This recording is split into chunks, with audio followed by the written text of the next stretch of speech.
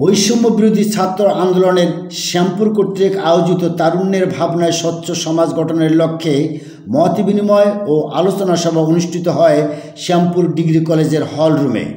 হাফেজ মোহাম্মদ নাইমুর রহমান এর কণ্ঠে কোরআন তিলাওয়াত ও শ্রীমতী সুইটি রানীর কণ্ঠে গীতা পাঠের মধ্য দিয়েই শুরু হয় মূল আলোচনা ও মত বিনিময় সভা।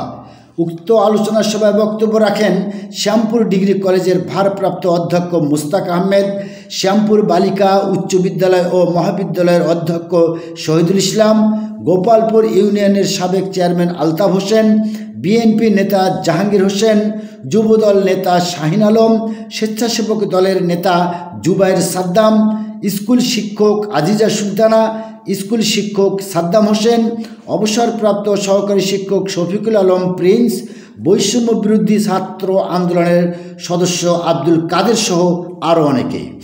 আলোচনা সভার সঞ্চালকের দায়িত্ব পালন করেন বৈষম্য বিরোধী ছাত্র আন্দোলনের অন্যতম সদস্য Nesar Uddin. S A Prince, news desk, Z television.